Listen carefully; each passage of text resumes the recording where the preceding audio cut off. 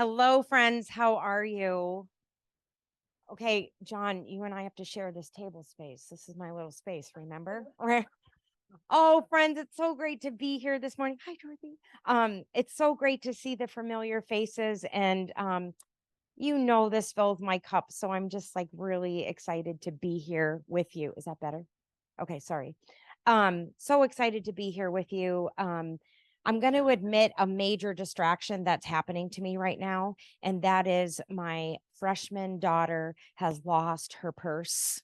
And it's got everything in it, including the new debit card that I just gave her because, I was trying to be a hip and cool mom and stop providing cash on a constant basis. So, I do have multiple calls out to a bus company, to Stillwater Area High School, where she played a soccer game last night, to Maple Grove High School. So I am going to apologize if my phone rings. I have asked Teresa to just look at it and tell me. So, you never escape being a parent for those of you who are parents. So they're always haunting you, aren't they? Right. So this morning,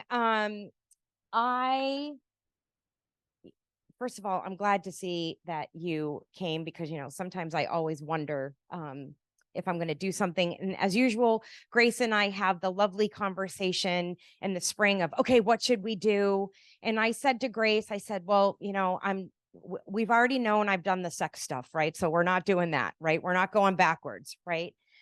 Last fall, I walked with some of you thinking about the 60th anniversary of Pacem Terris and connecting that with Fratelli Tutti and just asking like this notion of peace, right? Like, what does that actually mean? And I said to Grace, I said, well, I mean, we do have the 10th anniversary of Laudato Si on our doorstep, 2025, right? So I said, what if we do something about Laudato Si? And, I'll just think of something, but it's interesting because I said to Grace, you know, I don't really want to preach at them. Like, I don't want to go through the whole entire encyclical and like just stand up here. I actually really want to draw upon examples and have us be really engaged together. So this is probably the first. I kind of always ask you in these presentations to, what is the kernel you're going to take home? What is the practice you're going to do differently once you leave here, right? Gosh, I am really going to push us in that direction today because I just do not think the environment can wait, right? We should have been there 10 years ago, 20 years ago. And that's where I'm sort of headed this morning. So there's going to be moments where we're going to watch short videos, right? 4 minutes, 5 minutes long. Let's always make sure as they start that everyone can hear and we're all on the same page, stuff like that. Any concerns, questions, where the bathrooms are, what we're going to do what do I have till 11:30? Well, this is going to be fun, right? I mean, we're going to go on a journey, right? So just, how to jump on the bandwagon with me. So normally, I always start with trying to say a why, right? And I actually wanted to hear from you, right? So remember, this is like the classroom, right? I'm not necessarily the expert. You're going to engage with me, right? Why did you choose to come to this? Okay, like this topic, right? So what I'd like you to do is I'd just like you to turn to the people closest to you, the 2 or 3 people closest to you, say your name and say like, this is why I actually want to think about this topic with all of you and with me. Okay, so take about 2 minutes to do that. And I want 4 volunteers. Okay, so go ahead, get to work. Okay, friends, your chatterboxes this morning. I love it. I absolutely love it. So we have a few people that are joining us online. There's somebody from Sioux Falls. There's someone from Duluth. The person from Duluth was asking about the use of fertilizers. The person, I think I have that right. Sioux Falls. Sioux Falls was asking about the role of fertilizers. The person from Duluth was saying we really need to jumpstart how things are happening in Duluth regarding sustainability, all of that good stuff. There's another person joining. Sorry, I think I need glasses, people. Oh, just someone saying I would like to learn more about this this topic. Okay. 4 people. Tell me something. What did your group talk about in terms of like why you actually chose to show up? Anybody? Start us off. Sure. I mean, it's also, I mean, it's not the flashy sex stuff that I did earlier, right? So, I mean, nobody wants to, yeah, I think you are onto something regardless, right? I mean, I'm not going to take it personally, right? Because I'm going to keep marching ahead, right? And it doesn't matter where 2 or 3 are gathered, right? Who cares? Who cares about the final number, right? But I think you're right. I mean, where are we actually at in terms of engagement, right? And I think that's something we really have to confront, right? Okay, next person, next group. Go ahead. Yes, yes. More is happening, but I mean, I think that tone. Oh, sure. I was just asking what for people online. It's sorry, I'm not in this mode of like repeating. So one concern if you're online is that there isn't a huge crowd in front of us this morning, but actually my people are here. So thank you, right? Another point being raised is what's our responsibility? How do we keep learning? And you're absolutely right. I'm going to show you that a ton is being done, right? And what are the ways in which we can learn to tap in, right? But I think your notion of responsibility is tied directly to your comment about who is actually here and how much we want to engage this. And the responsibility tone is that's huge. Do we think there's even a responsibility to engage with this? I think is actually the first question we have to ask, right? Go ahead. Oh, hold on. Sorry. We think. Yep. Yep. We're all concerned people. We don't know how much we make a difference. Sure. And I think after going through a summer like we did without rain and with all the fires, certainly nature is making a statement. Mm-hmm. But I remember when I first saw that the Pope was speaking about it, and I thought, that's not religion. And I kind of thought about it, and I thought, well, wait a minute. It's not about religion. It's about life. It's about the gift of the earth that God gave us. And are we taking care of that earth? Yeah. And so it becomes a bigger thing.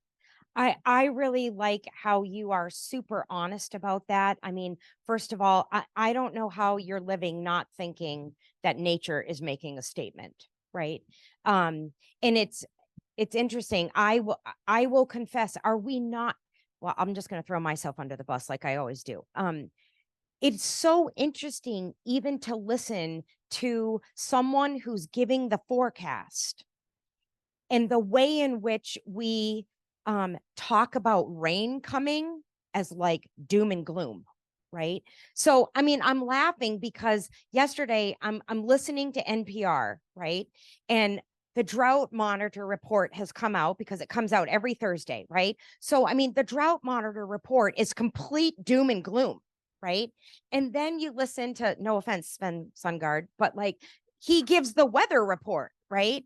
And it's like, oh, yeah, some clouds and rain are coming. I'm like, why are we not jumping for joy that clouds and rain are coming? So, like, I'm even starting to ask myself, how do we paint the way in which the weather, should happen, right? And just the language that we use. And I think you're spot on to think, why is this Pope talking about ecology?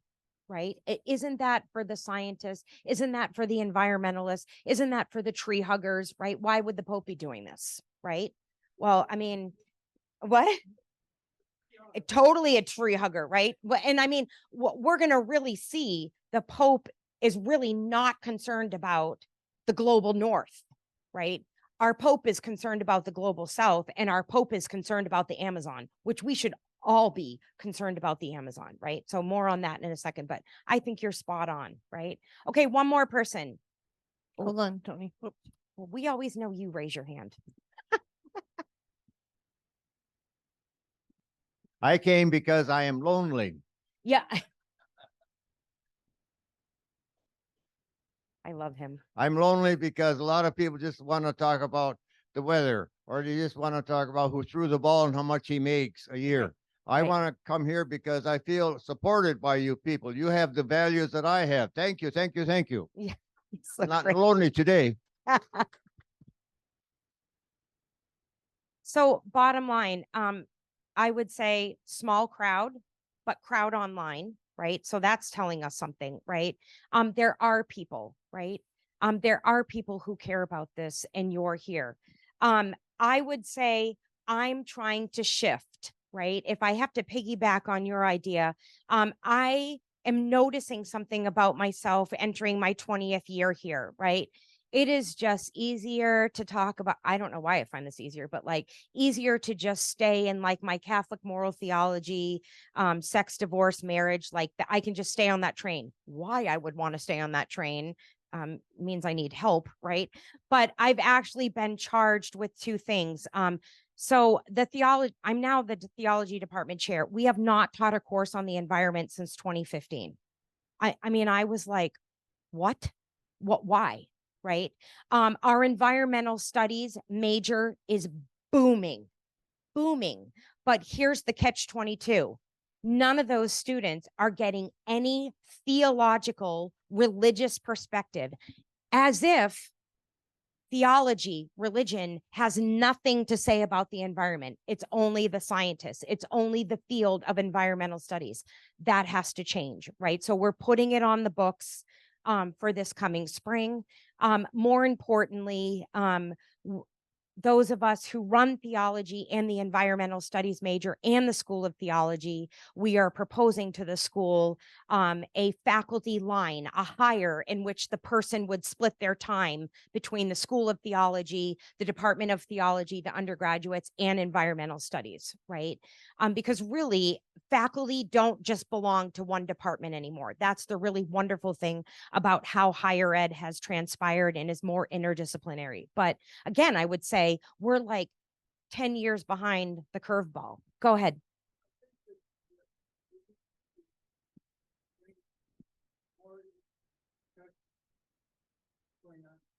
Yes. What is going on today that's different from 1900? Yeah. Yes. In the world in 1900, there were what? Less than 2 billion people. Right. Today, there's 8 billion, and we're looking down the line to 10 billion people. That's going to have an effect on our climate because of all the resources that that number of people requires to just have a decent life. Yep. Absolutely. And, you know, we are all responsible. I think that at times the super ecologists maybe go overboard and panic. Right. We don't need to panic. We're pretty smart people as, Right. as a race, and we'll figure it out. But we have to take responsibility, and we each have to take responsibility. But we have to hold our industrialists and our politicians responsible.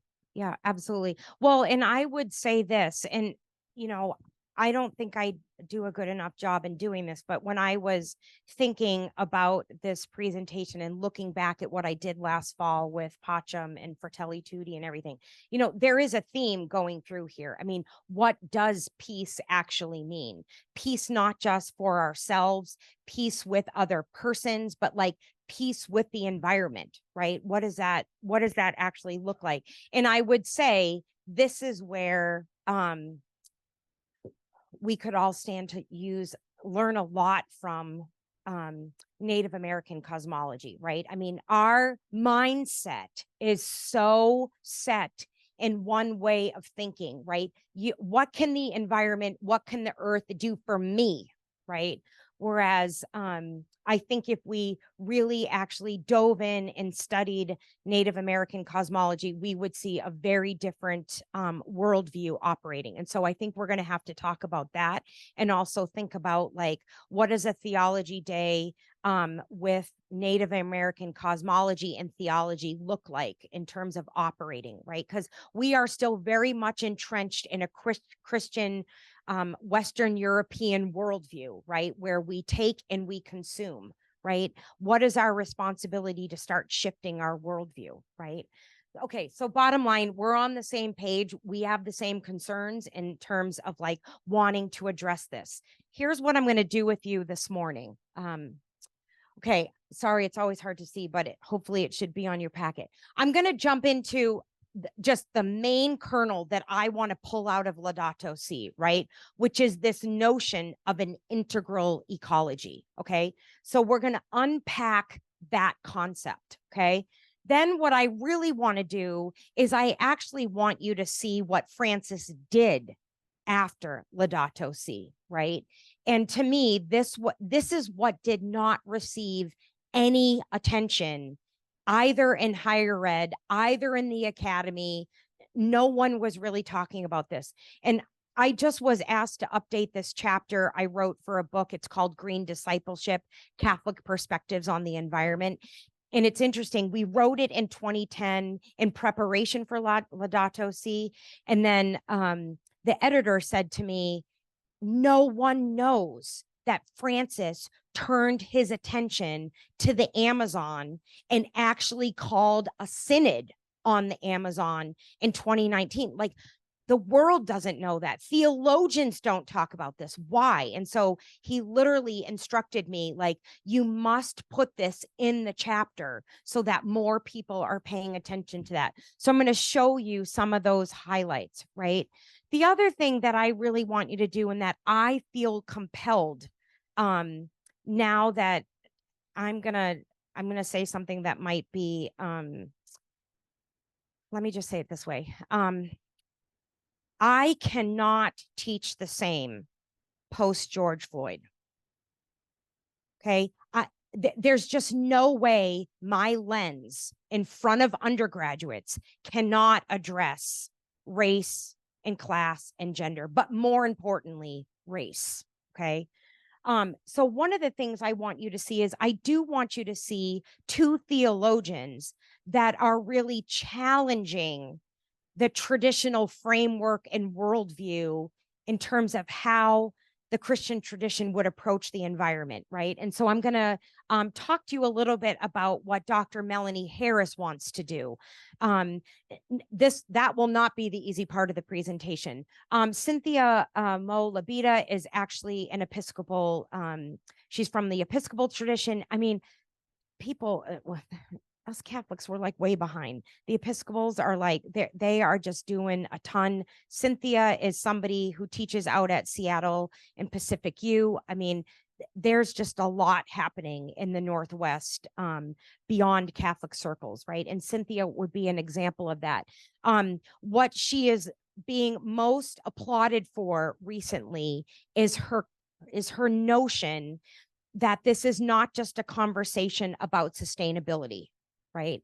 This is a conversation about owning and being responsible for the fact that we have produced climate debt as the global North.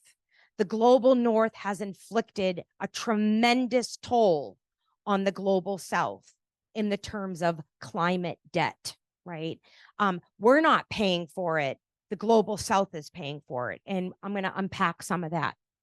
Then the other thing I'm going to transition, and after each of these units, we'll pause and we'll reflect and we'll talk and all that stuff. And then what I'm going to do is I'm just going to show you some examples of what people are doing near and far. Is anybody near or around Morris, Minnesota? Anybody near there? Well, I mean, shoot, there was really something interesting that could have happened with all of the manure sitting in Morris and on all the dairy farms in Stearns County, right? So I'm going to talk to you about that. I'm just going to share examples near and far. And more importantly, what I hope you do is actually criticize me. Well, you forgot about this. This is happening, right? Because I think what we need to start to learn is that there are many initiatives happening, right? And my call to you at the end of this is pretty simple. How will you get engaged in a local initiative, right? What will you do locally, right? Not just in your home, right? But how do you want to tap into the initiatives locally? And that's going to mean for some of you finding the local initiative, right? But this is not a presentation where like you're just going to go home and think, right? This is the call to stand up and say, go find your local initiative and figure out how you want to get involved, right? Okay, sound okay? All right, let's dive in here. All right, so Laudato Si, written May 24th, 2015, the second of his encyclicals, right? Really it makes a firestorm, right? In the sense that I think many people were sitting there saying to themselves, wow, like he's really going after something here, right? I think what he's most known for is sitting in chapter 4, right? Chapter 4 is where he's finally going to get into, I would say, his proposal or his thesis, right? Of saying we need an integral ecology where we start to see things coming together. What does that mean? There's really 3 ways in which Francis is going to use this term throughout Laudato Si, right? On the first level, and again, there's ways in which this is so elementary that I think it just flies over our head, right? First level of what does it mean to think in an integral manner about the environment? Well, can you start to believe that there is interconnection out there? Okay, now I'm going to tell you, I don't think we believe this. Or I will push back and say this. Maybe we believe it because it sounds good on paper. And of course, who would be against seeing the interconnectedness between human beings, the animal world, and the natural world? I don't think anybody's really going to stand up and say, well, no, that's wrong.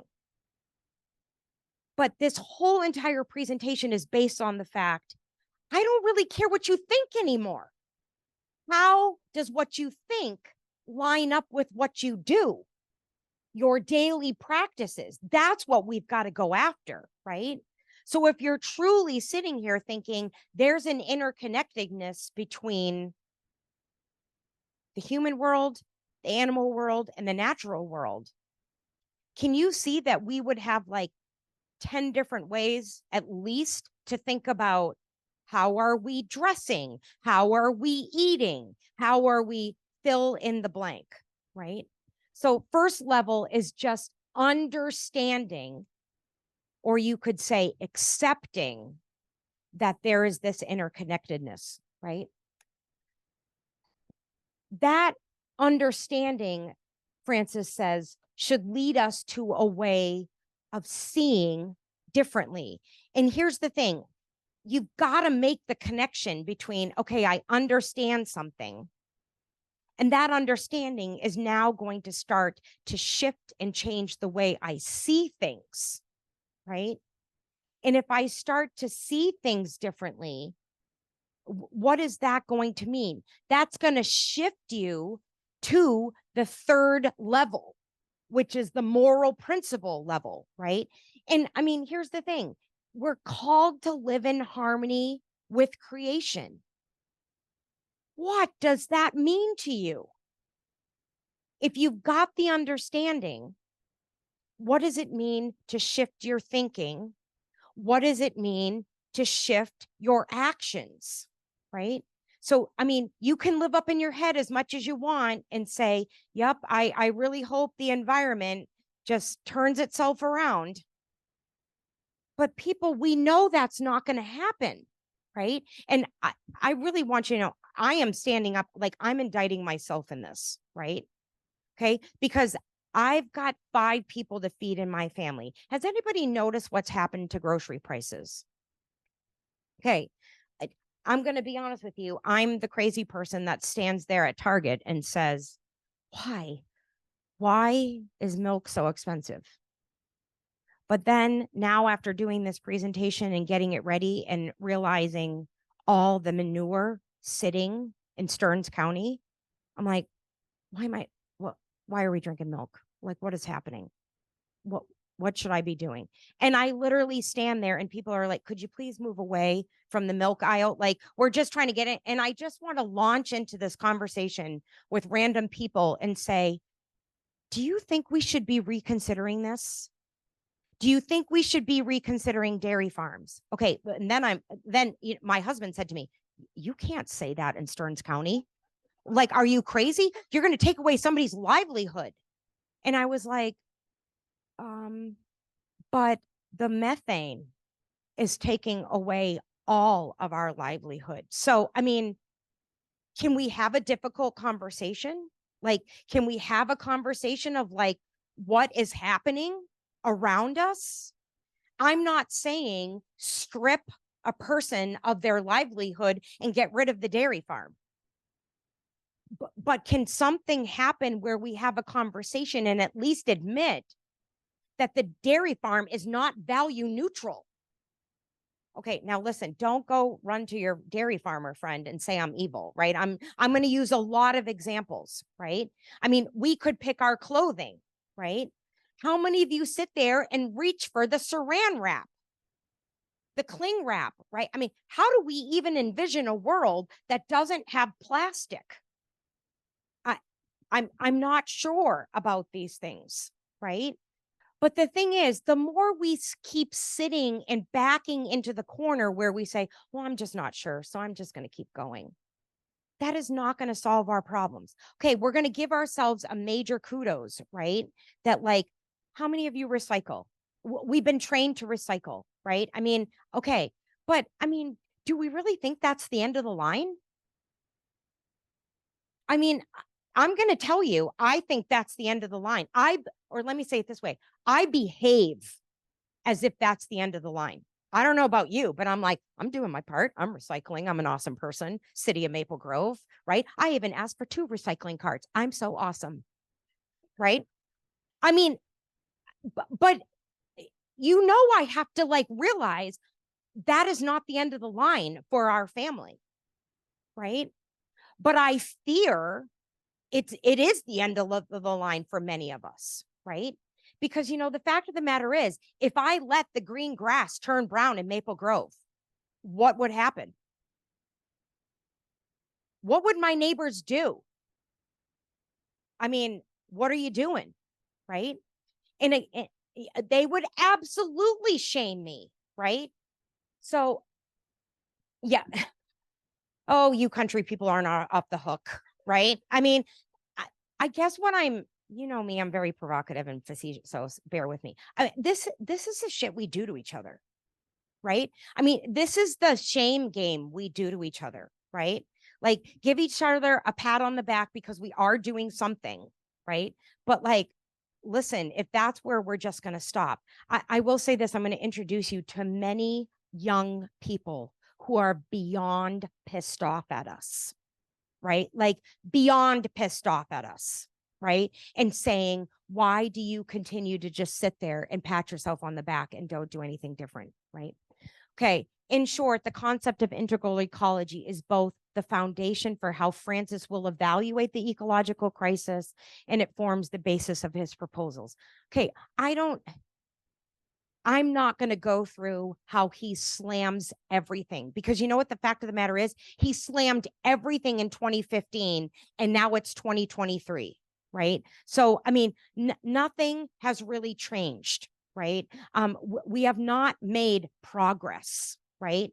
And of course, we are entirely bogged down, right, with Ukraine, right?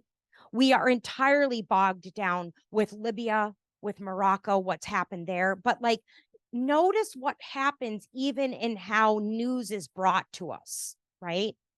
We've got to care about Ukraine more than we care about what's happening on the African continent or what's happening in the Amazon, because Ukraine's sitting there with something we need, right? We need that grain. And the fact of the matter is, we're human. We don't want the gas prices higher. We don't want the food prices higher, right? Because it would actually mean that we would have to really start to live differently and ask ourselves, how much do we need, right? So we've got this notion of integral ecology, right? In contrast to, whoops, He says, understanding the world in terms of what can be taken or what can be used for the benefit of some, or the short-term profit, right? We are all about the short-term maximization of something good happening, right? In contrast to offering up a narrowly focused based solutions that are often based in technology. Listen, we're not going to go back and retreat backwards from technology, right? But in this one excerpt I'm going to show you, like, it's just really interesting to watch people's moral thought process, right? Of like, do I invest now and it's more expensive, right? Or I'm going to tell you, this one woman says this perfect line. Well, I mean, if we bring in the plant that can actually take the manure and do something with it. I'm blanking on the name. People, I like did a lot of research to figure this stuff out, right? And this woman was concerned about trucks driving through. And again, I was like, who cares about the damn truck right now? I mean, the methane that is coming out of the land is going to kill you. What are we going to do? Like, it really, I mean, you literally watch the conversation stop. And what I'm going to beg you to do, I've already given you like 10 tasks. Sorry. Don't let the conversation stop just because you run into a potential roadblock or a disagreement with each other, right? So Francis says, what is the path of transformation? Based on an understanding of love as the beginning and root of responsibility, right? Now, here, I'm going to slam encyclicals for a second. Like, here's the problem with encyclicals. It's a lot of words. It's a lot of really good words, right? But what is the path of transformation, right? What is it for you? I don't really care that you walk away from here going, well, I know Laudato Si now, and I can go and talk to the person, you know, my neighbor about Laudato Si. I don't really want you to go and talk about integral ecology. What do you think I want you to do after you get out of here? Yeah, I want you to figure out what you think your path of transformation should be. And I don't need you all marching to the same beat of the drum, right? I just need you picking something to do, right? Okay, so this is where I'm going to not talk for a second. And I want you to, Father Dan is a good friend of mine. I really like how he just goes and unpacks even more an integral theology for us, or ecology for us, right? So we're going to watch this short video. I'm trying this out. You might like tell me what you think at the end of it, right? Like, we don't like hearing all these people, but you tell me at the end. I just push play, right? Okay.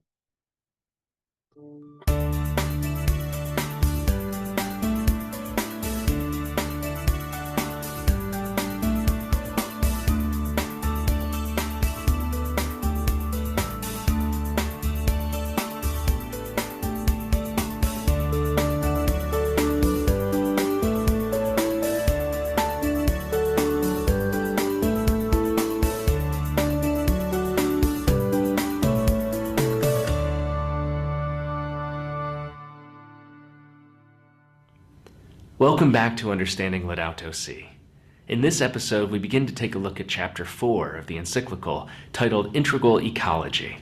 In this episode, we'll take a look at the first 3 of 5 subsections, all of which have to do with different dimensions of this interrelated integral ecology that Pope Francis is talking about.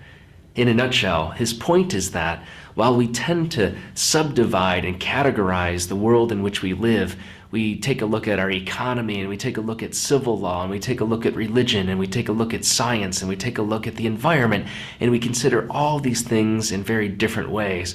Pope Francis reminds us that in truth, all of these realities come together, and that when we respond to the crises of our time, we should take special care to offer solutions and respond, keeping in mind that this ecology, this running of the environment, this household in which we live, is already integrated. It's part of a larger whole. The first subsection is titled Environmental, Economic, and Social Ecology.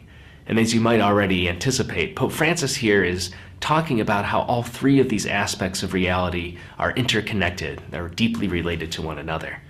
In terms of the environment and the economy, Pope Francis is quick to point out that so often, far too often in fact, we don't take into consideration the environmental outcomes or effects that arise from our economic priorities or our interests in increasing financial wealth or control.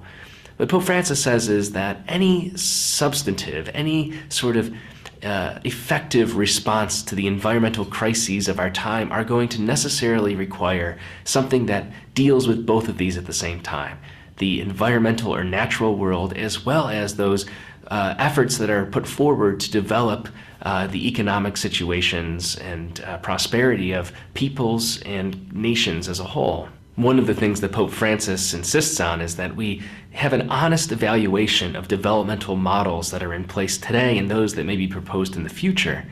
Do we place the economy, do we place finance and money above the human and the environmental ecologies, those systems that are at play in the world around us? Pope Francis says that, there are ecosystems that are always engaged in acting that allow us to live as we are, that sustain us in our being. Think of all the different algae and trees that are photosynthesizing around the planet, that are taking in carbon dioxide and light from the sun, nitrogen and other fuels like water from the earth, and are creating food, releasing oxygen into the atmosphere. These are things that we as human beings don't often consider in our day-to-day life, and so very infrequently do we consider them in our economic decisions as well. Pope Francis says that this has got to change, that we must have an integral ecology, a worldview, a way of thinking about our reality as containing all of these parts of the whole. In an effort to develop an integral ecology, a new way of thinking about interrelatedness, Pope Francis says in a telling passage that he supports academic freedom and that we should really encourage our institutions of higher learning and research facilities to explore all possibilities, to do the necessary data gathering and experimentation that will allow us to get a better sense of the problems of the world at hand, and also use all available knowledge to develop responses that contribute to an integral ecology, one that takes into consideration both the environment and the human experience in this world. In addition to both the environmental and the economic concerns at hand, Pope Francis is quick to remind us of the social ecology, the running or ruling of this household according to the way that human beings relate to one another. And he says that just like environmental degradation, the poor in poorer countries feel the largest brunt, the effects of social ecology's downfall more than anybody else.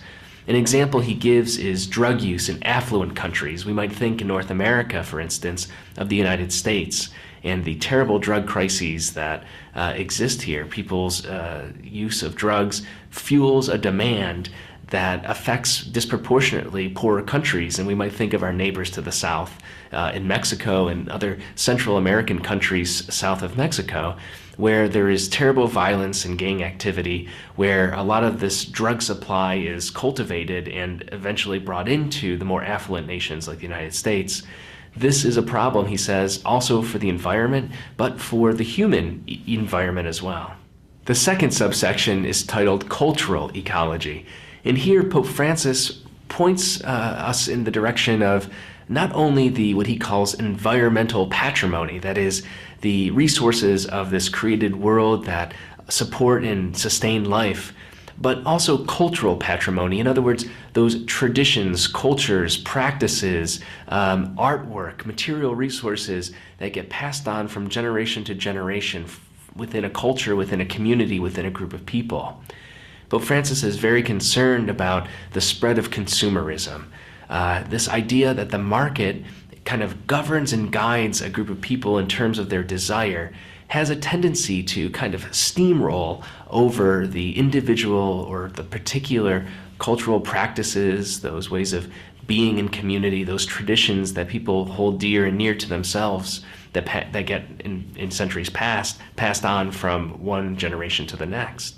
One of the things Pope Francis highlights in this regard is that tied to environmental degradation, a lot of the practices, a lot of the sort of new cultures that lead to ruinous environmental practices like strip mining or mountaintop removal or deforestation or the pollution of waterways, these sorts of careers or jobs or environments not only are unhealthy for the environment in terms of the other than human aspects of creation, but they tend to be unhealthy for human society as well. There's an emphasis on overworking. There's an emphasis that does not respect family life or time for leisure, time for renewal, care for individuals and care for one another. And Pope Francis says that this very, very quickly spills over into diminishing that kind of cultural patrimony, that sort of spirit of meaning making, the stories, the practices, the traditions that people would otherwise partake in and participate in. These things begin to diminish when there is a hegemony of corporate interest over respect for particular cultures, particular traditions, and particular groups of people. In perhaps the longest section of the three sections, the third, which Pope Francis titles Daily Ecology, we get a very interesting look at how we relate to one another as human beings. Pope Francis is deeply concerned about the particular environments in which people find themselves, the environments of the home, of the neighborhood, of the local region, of a city, of a nation itself. Pope Francis asks the question, how does our local environment affect our quality of life? Here he has in mind the kind of dissolution, the breakdown, or the disintegration of urban communities, the abandonment or isolation of those in rural places as well. He talks about what it's like in city neighborhoods where there is nothing beautiful to be seen, where there's no sense of the sacred or of nature, where there is nothing but garbage and disarray, where there is nothing but broken buildings. And what he says is that these sorts of environments have an effect on the individual. They tend to shape our self-perception. And so if we live in a world without beauty, if we live in a community where there is violence and abuse, where there is fear, where there is what he calls an ugliness, that lack of beauty, we'll begin to think that way as well, treat ourselves this way and treat one another in such a way. This is part of the integral ecology. Not only do we care about, or should we care about, the environment, the other than human aspects of creation, not only should we care about just and sustainable ways to develop the economy, but we should also be aware of our social ecology, the setting and environment in which we live out our daily lives. Pope Francis is a big proponent and suggests in this encyclical, in this section in particular, that beauty needs to hold a centerpiece in our community lives. He says there should be public spaces that are beautiful, gardens, parks, anything that... Three things going on in my brain. First, I wonder what it would be like to take the owner of the dairy farm that I was learning about and put that person at a table with the owner of Applejack Orchards by me. And like, what would that conversation look like? What do these two people and their two important livelihoods mean for each other, right? Because the owner at Applejack's is saying there was just no rain. So the apple harvest is going to look different, right? What would that mean? And how would that person be in conversation with the dairy farmer and what the dairy farmer needs, right? That's one thing I sit around and like, I think about putting people in conversation together and what would that look like? I'm also going to drop something. I'm going to put a can of worms in front of you, but I'm not going here. Okay. What are we going to do about 2024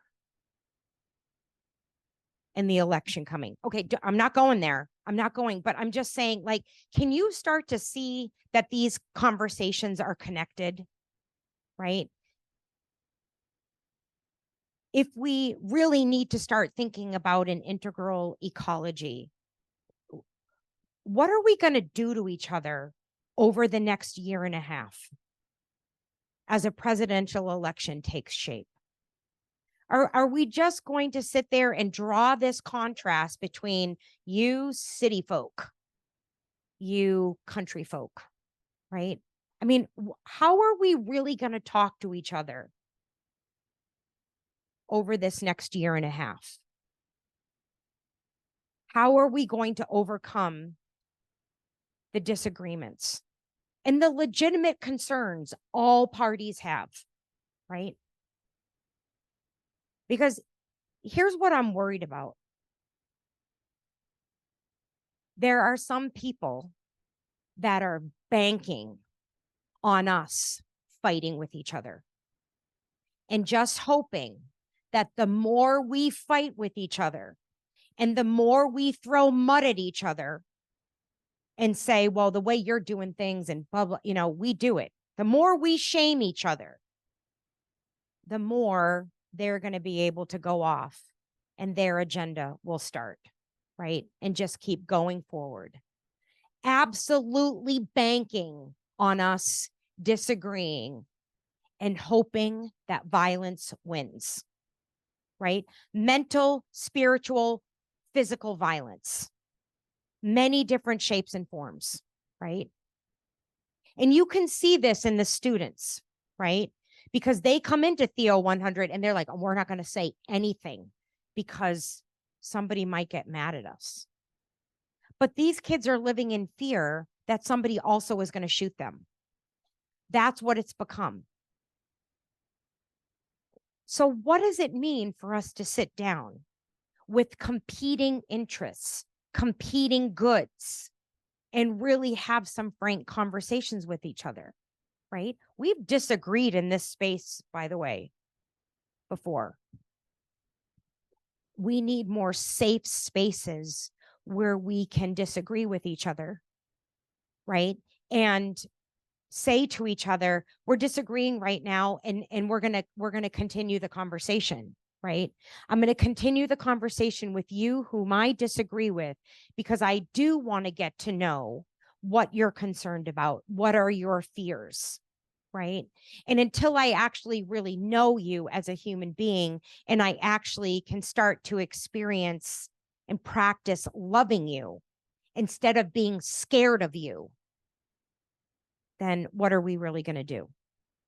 Okay, I've dumped integral ecology in front of you. I'd like you to take a moment at your tables, write something down. Maybe you're thinking something. Maybe you just want to sit there in silence. And then I'd like you to talk in your small groups. This is going to pseudo function as a break. It's a working break, right?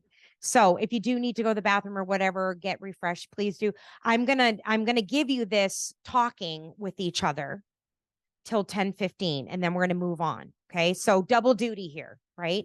Pause for a second, write an idea down that you have in your mind, or just sit there and reflect, right? And then talk with each other. Okay, and I'm gonna come around and visit. Okay, go ahead. Okay, first, this is where my brain is thinking 3 things or 10 things, and I'm going to try to pull them together. First, thank you for talking to each other at the tables and engaging, right? Second, for those of you who don't know me, I really want you to know I'm someone that takes very seriously not trying to throw mud around, right? And so I just want you to know, in going around and talking to some of the tables, what I'm aware of is that we are not all agreeing in here, right? But I want you to know that I'm okay with that, right? I want you to know that I'm okay learning from you and hearing from you, and what I'm hoping for is that you will learn to do this too with each other, right?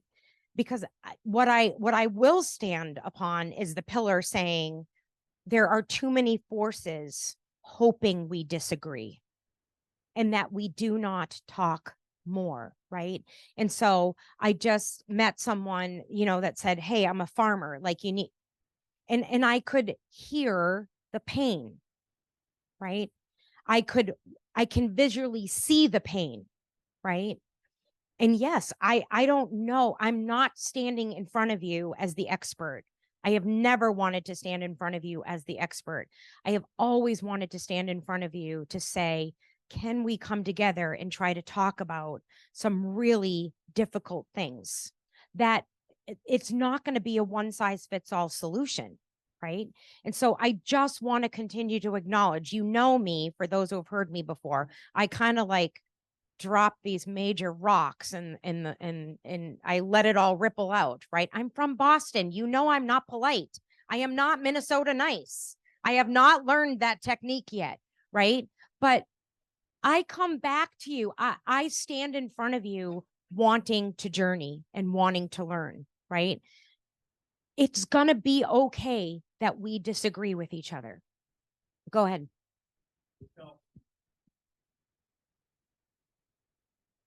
This helps me, Kari, just what you're saying, to let us agree to disagree, but not be totally disagreeable in our disagreement. You've heard it before. And I'm going to tell you, that's going to take practice, right? Because we don't know each other's shoes, right? We have not stood in each other's shoes. I kind of feel like you're preaching to the choir here. We're people who listen to each other. There's some people who they may be a member of our family, and they're very, very rigid, extremely rigid, and they won't listen at all, not at all. So what do you think is the right thing to do in that situation? I think it's to accept that it is that way, to let it be, and to not really think, well, I'm going to change that person because they're too closed-minded. I've been thinking a lot about, it's just way easier to say somebody's wrong and closed-minded. And I'm saying that because I'm really scared about 2024. And I don't know what it looks like, John, I mean, I've got plenty of struggle, right? And plenty of people I would love to just say completely closed-minded, right? But I don't know. I just feel like I'm being really called as I approach 50 in January to like start thinking about my language and start thinking about my assumptions about people. And it's funny because I preach all the time to my students that doubt and questions related to God, because I'm with a bunch of 18-year-olds, like literally 90% of my life now. You know, I'm always telling 18-year-olds not to be scared of doubt and questions and disagreement, but I'm not so sure I live that in my own life. I think there's a pretty stark contrast in what I do with my adult life and how quick I am to just be like, well, I mean, I'll go so far as to call people dumb, right? Like, and that is not the path to transformation, right? That's not the path. So, I mean, I have a lot to learn, you know, so I don't know. That's kind of I'm just trying to say, like, let's go into this next piece. It's okay that we disagree, right? And it's okay that we don't have all the same experiences, right? But if we don't start talking to each other, we're going to get nowhere, right? What I'd like to do is show you Laudato Si, what happened after Laudato Si, these gazes from the margins, right? And in my own theology and my own work, this word margins and this idea is becoming really central because I'm really being challenged to ask myself, what would it look like to recenter the center of my theology, right?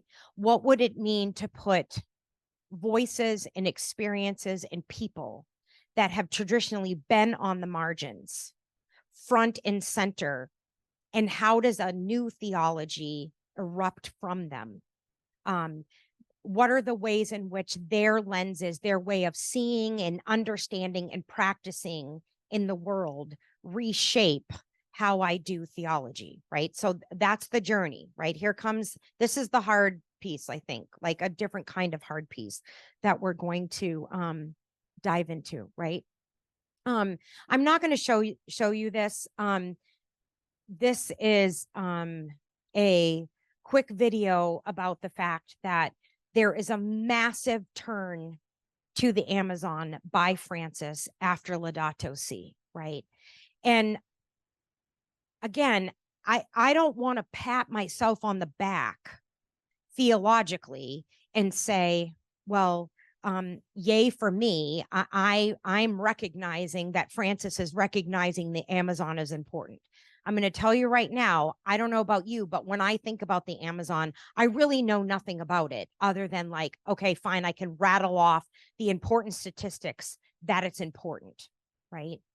But when I talk about recentering theology, what would it mean to recenter our theology from the perspective and focus of the Amazon? That is exactly what Francis did after Laudato Si. But again, I don't think it got any press coverage, right? So let me explain a little bit what happened. Whoops. So he announces Laudato Si in 2015. 2017, he convenes a special synod on the Pan-Amazon. It's a 2-year preparatory process that is announced and led by REPAM, the Pan-Amazonian Ecclesial Network.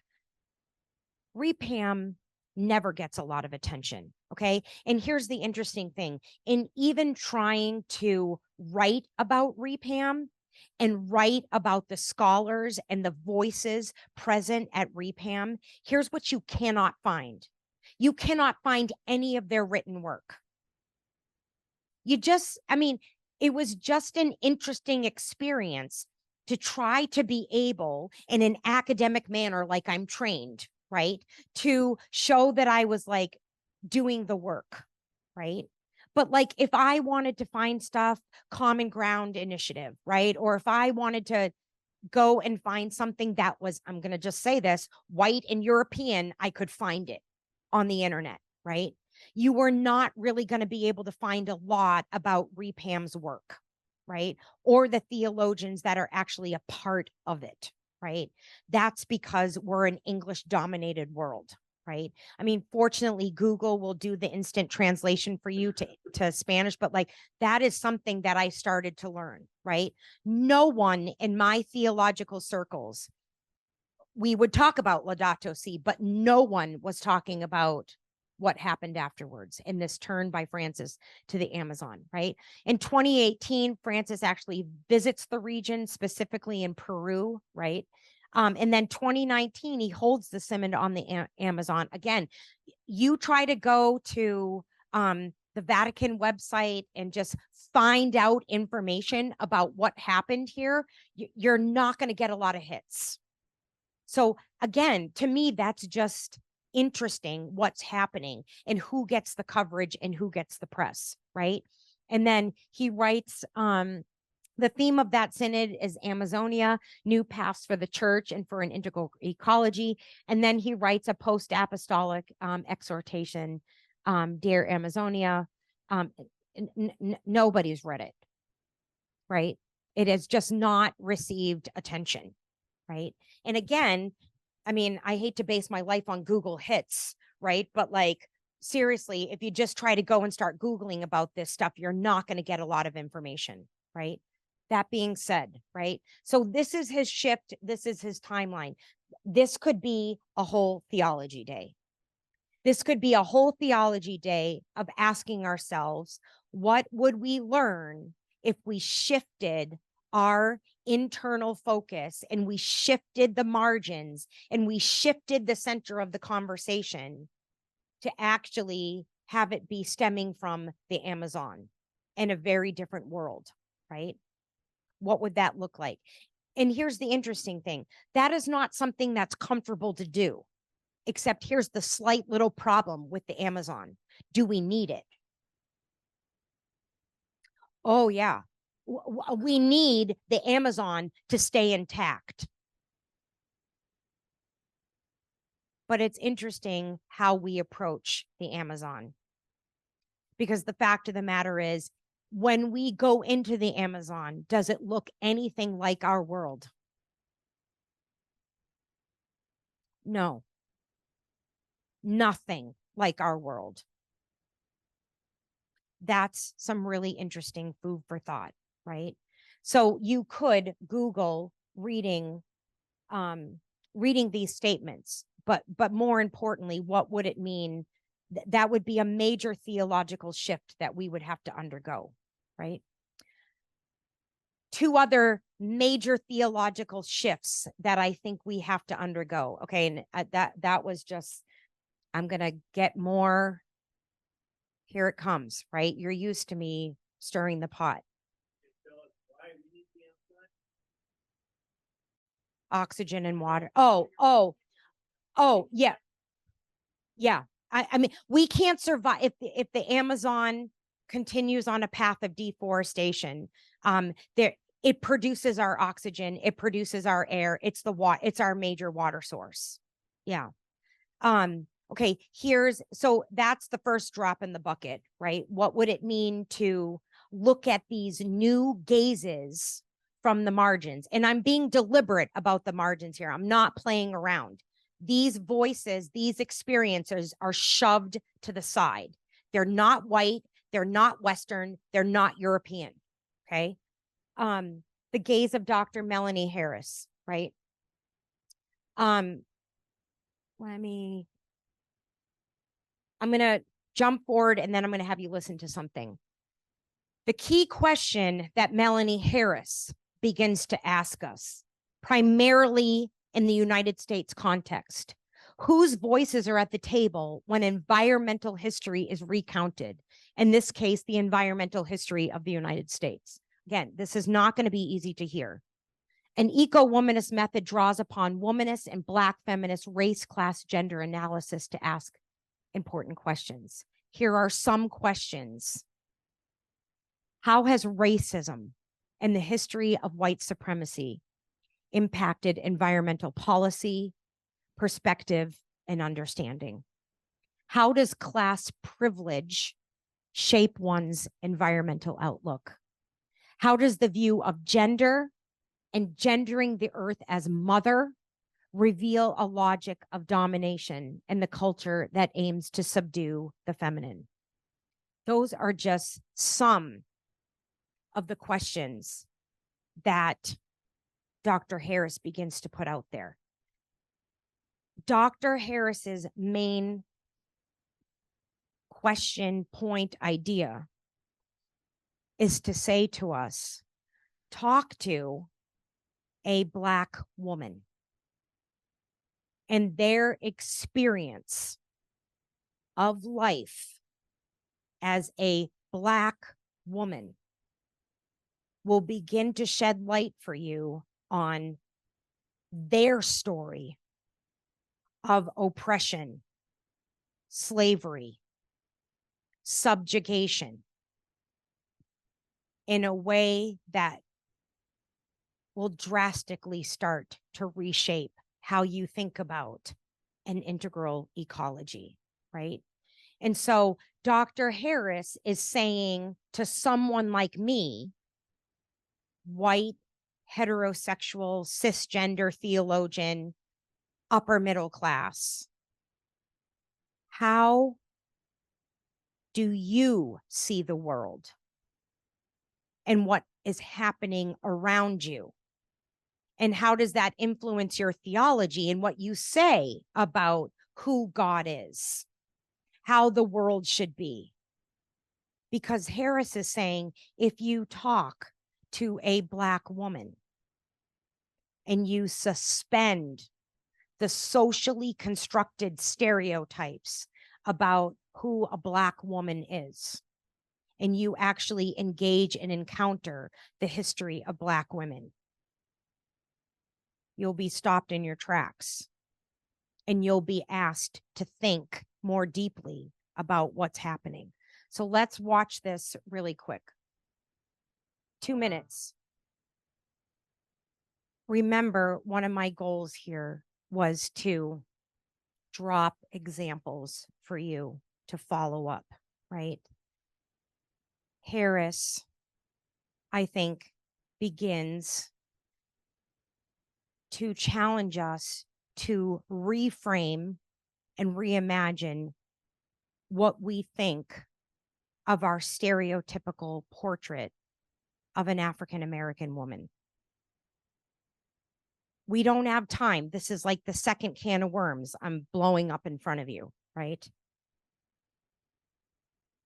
To only look at someone who is a person of color, or in this case, Black, and think, okay, history of slavery, right? And to think someone who was enslaved didn't care about the environment, first of all, is a false assumption, right? For Harris and people like Alice Walker, right? The famous poet, writer, writes The Color Purple.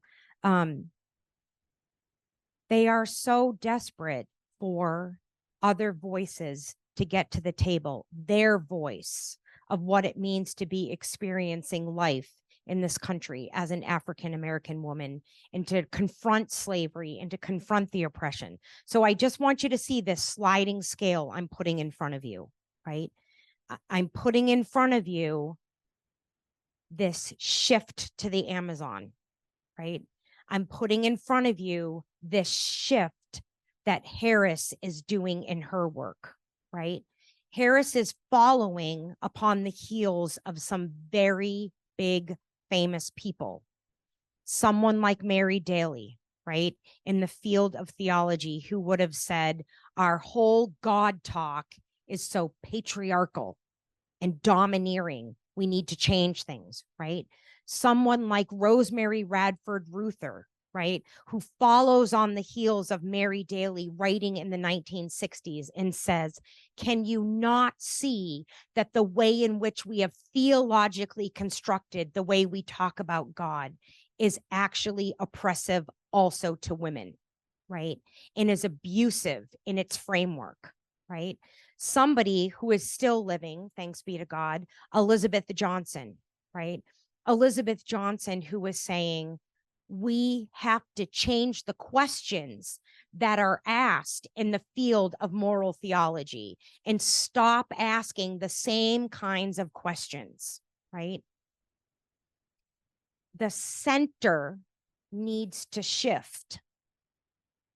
So when you put new voices from the margins and you move them from the margins to the center, it is a massive wake-up call. It is not meant to be a wake-up call as if everything you've been doing is wrong. It's, there were these other experiences also happening, and these other voices that we need to hear. It's no different than when I did my first theology day on divorce. And there were women in here saying, could you understand why I needed to get the divorce, right? And not judge me. Besides the practices and the habits that we need to change in order to engage in this path of transformation, what does it look like to bring new voices to that table?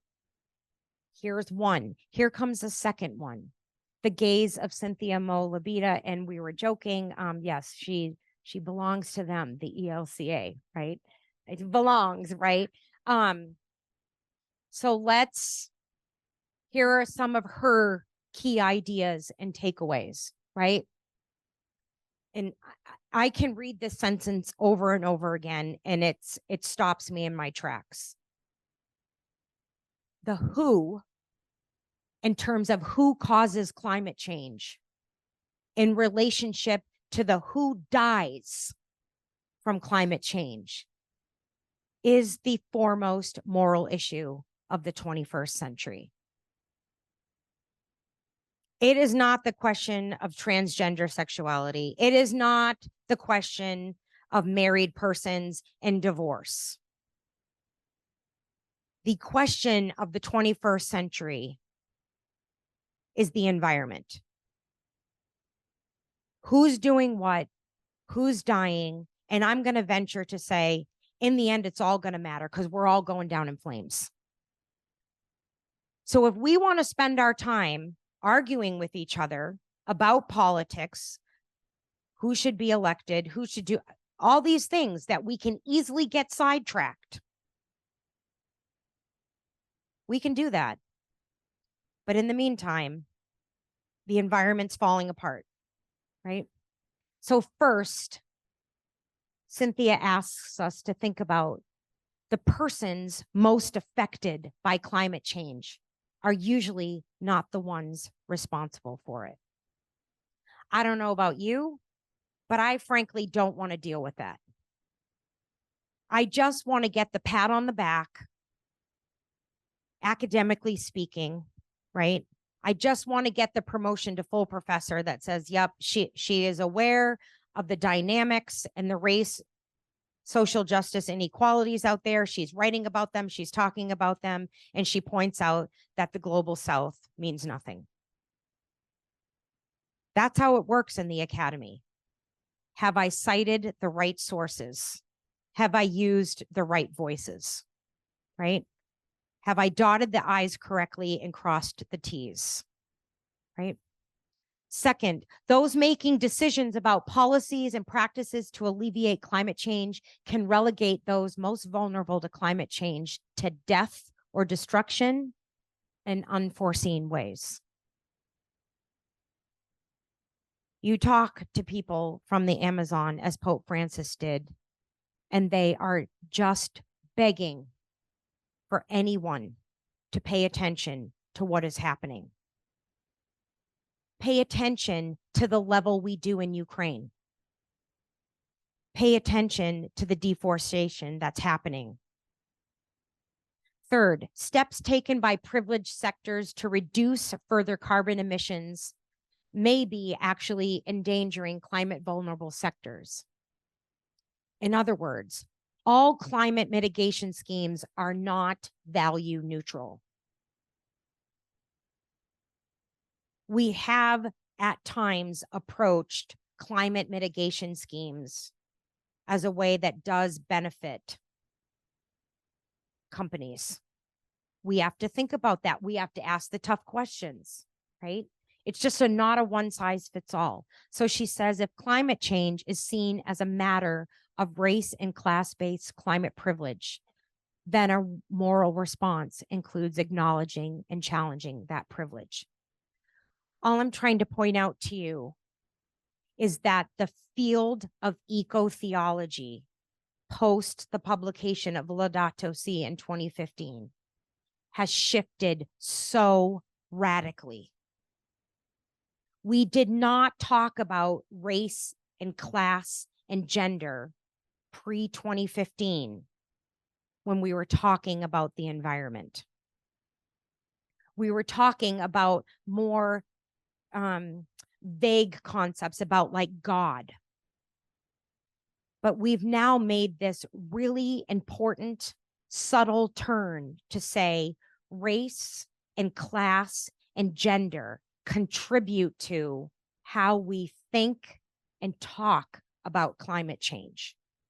And that is not something we can solve right here, right now, right? But that's on the table.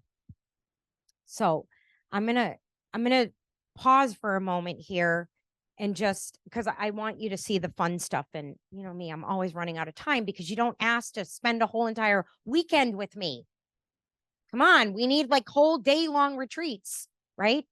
So you're going to have access to this PowerPoint, right? You have access to the online links. I'm putting it in your hands, right? To do the follow-up that you might find interesting. I don't need you all to go and read the same thing, but I'm certainly going to give you access to this so you can keep going, right?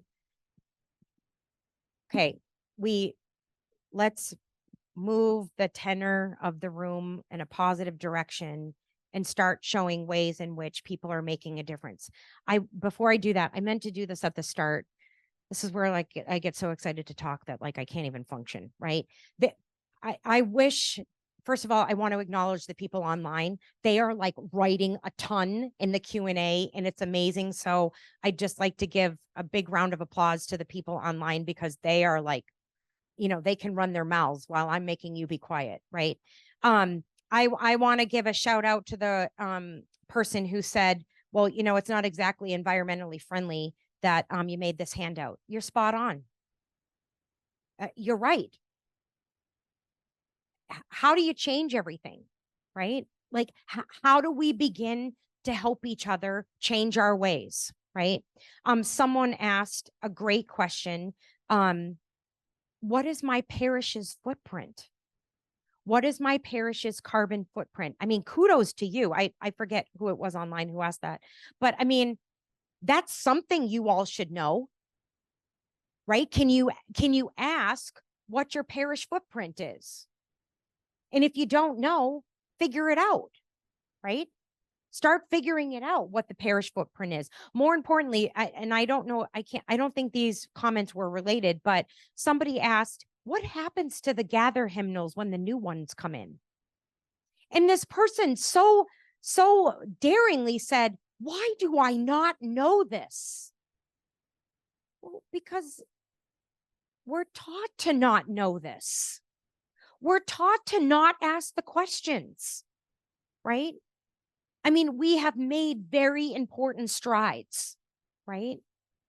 And I'm not saying, hey, I'm better than you, right? We are recycling, we're doing community supported gardens, like we're taking lots of little steps, right?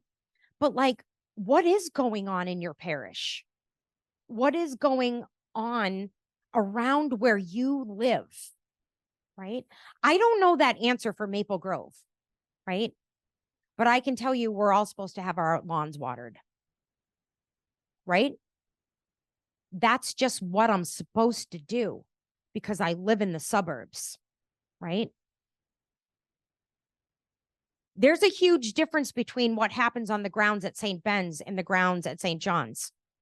Sorry, but I'm going to throw that out there too, right? The sisters approach land management differently. There are lots of patches of burnt grass at St. Ben's. And I remember coming here going like, come on, like make this look prettier, right? We got a product to sell.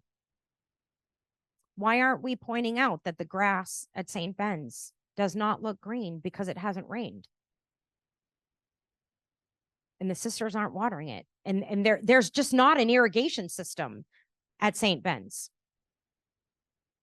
But remember, that's not what a parent wants to hear when they have to come and pay $60,000. So does the economic order and the product trump the environment? I think you say in Minnesota, you betcha. You betcha it does, right? These small examples. So I just want to applaud the people online. I'm going to try to go and look at it here in a second. Notice I said near and far and young and mature. I didn't call us old, right? Because I'm kind of freaking out that I'm turning 50. So, okay. Well, she made the firestorm, right? 2018, this 15-year-old in Sweden, decides enough is enough, right? This 15-year-old in Sweden, right? Decides to hang up a poster that basically says, I'm concerned about climate change, and sits outside her school in 2018. Now, let me tell you something interesting that if you try to start Googling and finding stuff out about Greta Thunberg, people have now started to focus on the fact that she's autistic. And let me just tell you, how dare you? Seriously. To me, you're clearly scared of a now 20-something year old that's telling us off. If you have a chance, Google Greta Thunberg, how dare you, right? And her speech. So let's look at this real quick. Is this one okay? Okay. So 4 minutes long. Imagine paying for your own debt. What if you were growing up and reading your future, code red for your future, code red for humanity? Politicians saying, oh, well, it's happening, and I guess we'll just sign a paper and then it'll all be fine. We need the adults, but they also need us.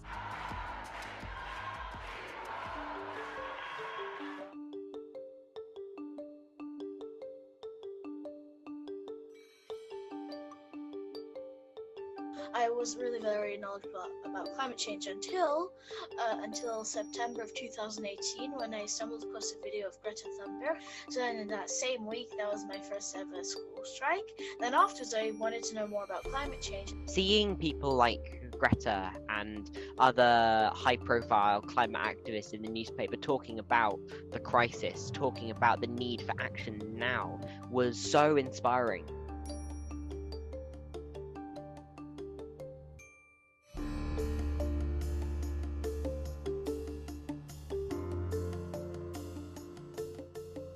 I led a march around our hometown, which was particularly powerful. Lots and lots of people from the community showed up. Here in the Caribbean, we didn't really have any marches or any protests like that. We advocated in different ways, and I saw that thousands of people marching. You saw the signs and you saw the people yelling and really demanding what is their right. The message has become something household that everybody talks about now. We are literally subsidizing our own extinction right now by subsidizing the fossil fuels industries. Imagine paying for your own debt. The temperatures in so many different cities across the world were rising so much, and how many more public places were being flooded. It's happening in real life, like how so recently this year, unfortunately, so many places in Germany and France were being washed away. There was huge urban flooding in our economic hub, which is Karachi, and it broke records of 89 or so years because there were so heavy rainfalls and the infrastructure of the city was destroyed. After Hurricane Maria and Irma struck, I was truly devastated. I felt compelled to take personal action. Many of the neighboring islands did see destruction, and the islands that were affected were completely destroyed. Families lost everything, their homes, their belongings. I was like, if I can create change, why not do it now? If I can be part of the solution, why not do it now? Put yourself in our shoes. What if you were growing up and reading that your future, code red for your future, code red for humanity? I do understand that, like, you can't instantly pause everything that's going on like that now. You can't instantly stop everything, but it needs time. However, we don't have enough time to keep on going and using so many bad things. So many young people like myself participate in these discussions, and our voices are heard, but are they really put into action? Are you listening to what I'm saying and putting it into your policies, putting it into your laws? No, you're not, because the landfills are still full, the streets are still full of plastic. There's so much more that you can do. A lot of the climate crisis links back to despair and eco-anxiety and feelings of hopelessness. I found people raising awareness, talking about the movement, really gave me hope. It is also making me feel quite happy and optimistic. The more people are listening to the younger generation as well.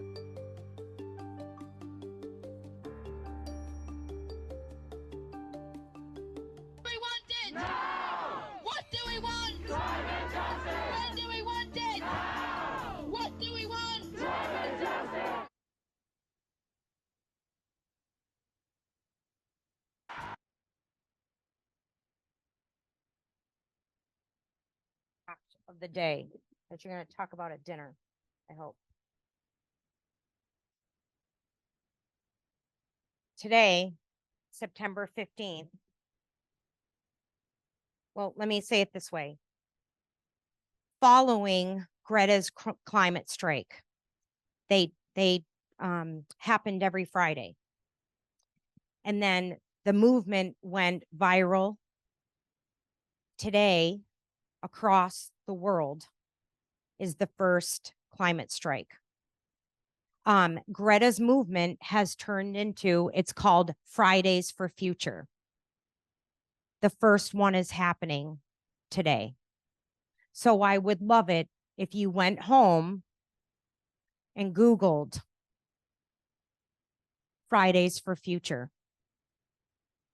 The website link is here. They're going after Motorola One, the company.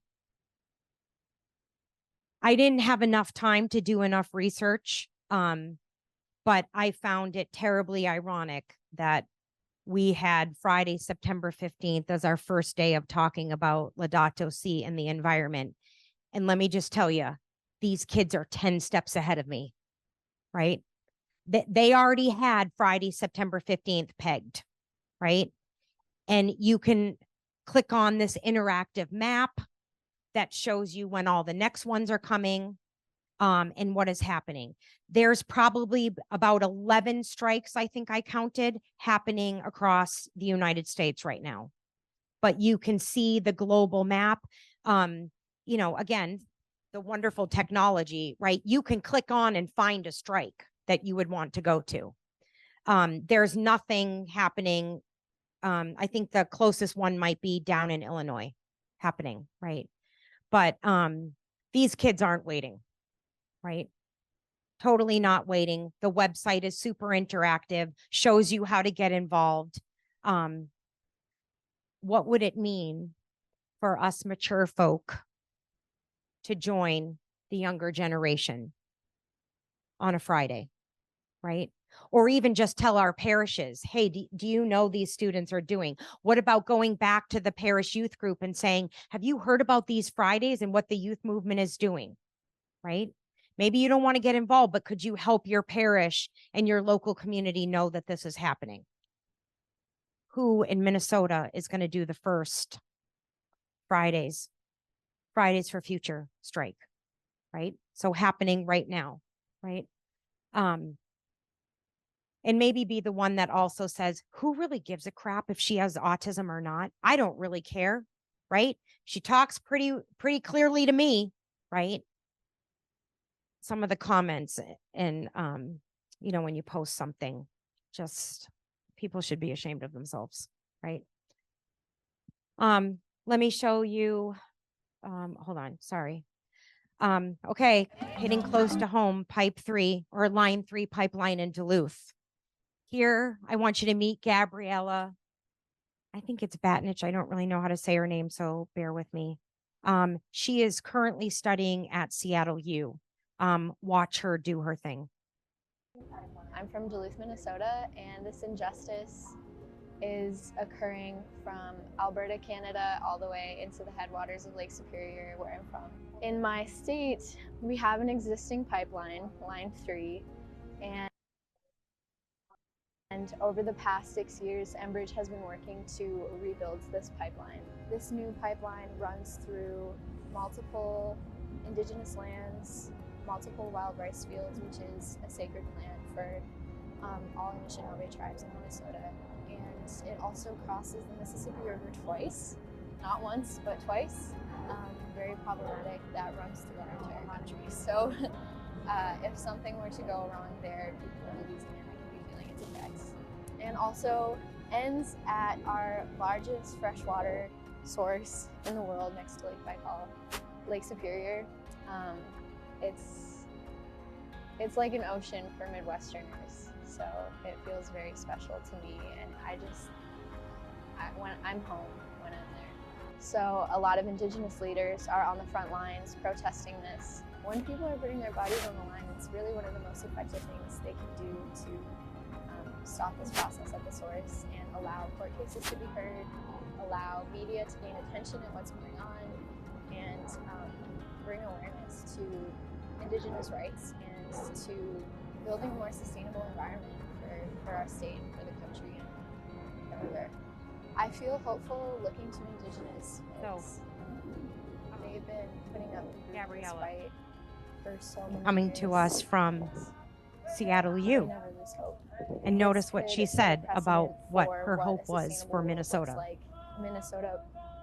Minnesota hopefully could the be beginning on the front lines of environmental justice, of environmental thinking new advocacy, ways something really to deal with the environment. She's getting a lot of attention at Seattle U. and shining a very interesting spotlight on Minnesota, right? Let's watch what's happening in Morris. This is really exciting. Oh, do I? Oh, sorry. Sorry.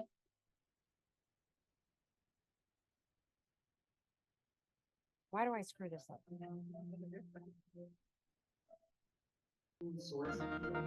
Minnesota is going green and fast. Officials have set an ambitious goal for the state to be carbon neutral by 2050.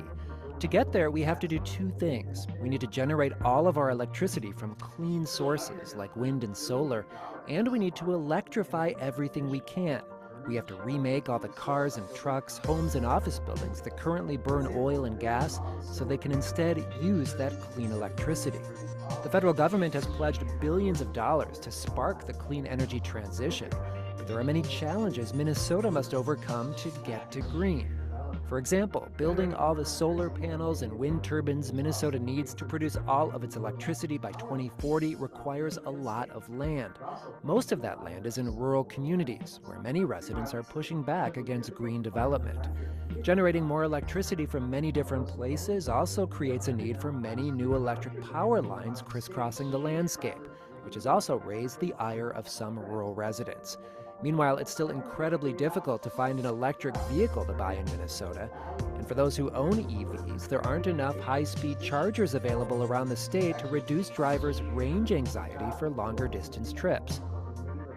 But those challenges create opportunities as well. For example, tens of thousands of clean energy workers are needed to make the transition a reality. That creates the possibility for good-paying jobs in rural communities and urban neighborhoods. NPR News will explore those challenges and opportunities in a new series called Getting to Green, Minnesota's Energy about Future. what's happening in Morris, Minnesota, is that city has decided to partner with this organization called Climate Smart Minnesota. And I know you can't see this exactly clearly. Teresa, can you come up here and help me if I click on this website? So you can see that there are 6 cities in Minnesota partnering with cities in Germany, right? Can you click on that link? I mean, I just found this like last week. Yep, and the slideshow for a second. I just wanted you, and again, you have access to all of these links, right? There is amazing things happening through this climate smart municipalities as a multi-partner intergenerational collaboration between Minnesota and Germany with 12 cities at its core, right? What do? They connect diverse international stakeholders and leaders in local and state governments, politics, business, the nonprofit sector, academia, and the public to learn from each other and accelerate the transition to a more efficient and climate-friendly energy future at the local level. There's so much going on here. And literally Morris, Minnesota is on the forefront of what's happening here. Both the mayor, and I'm blanking on the other person's name, are part of this initiative of what's happening in Morris. And I think that's an amazing, interesting, again, another example of like something happening on the ground that I think that we could begin to tap into, right? Let me go back to the PowerPoint and give you a couple more examples, and then I'm going to open it up. Do I just go here? Oh, sorry. I try to be all hip and cool, and it's really not happening. Okay. There we go. Yeah, baby steps. Okay. Then, so I showed you this. What's happening at Bemidji State? Bemidji State is now offering a degree in Indigenous Sustainability Studies. Super cool. I was like, sign me up to go back to college, right? So an example of a college taking this seriously, at Bemidji State, right? What else? Happening right now around the globe. And I'm not going to play all these videos, but actually happening right now is the Season of Creation organization. It basically starts from September 1st through October 4th. I don't know how many of you actually know that this is actually the season of creation in the church. I don't know how many of you have actually heard any sermons or homilies or anything about the fact that we're actually in this season.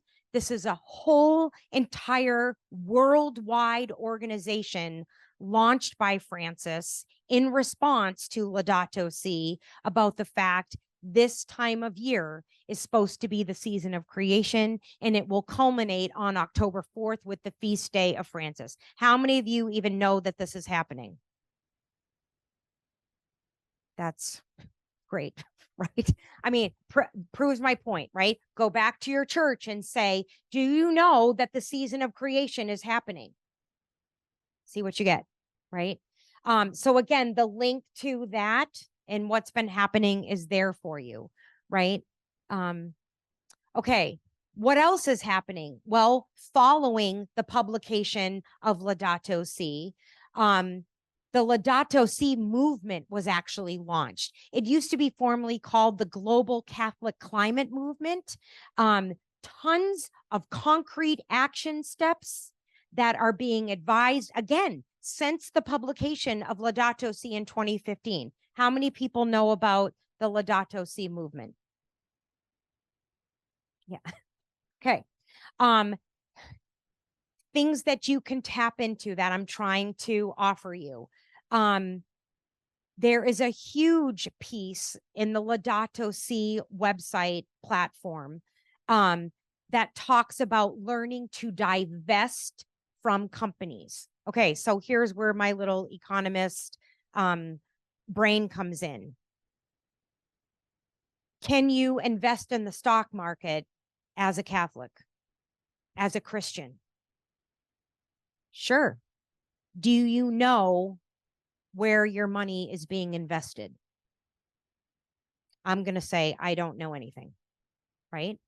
So this whole entire website talking about divestment helps you learn to ask questions about where your money in the stock market is actually going. And what kinds of companies is it fueling, right?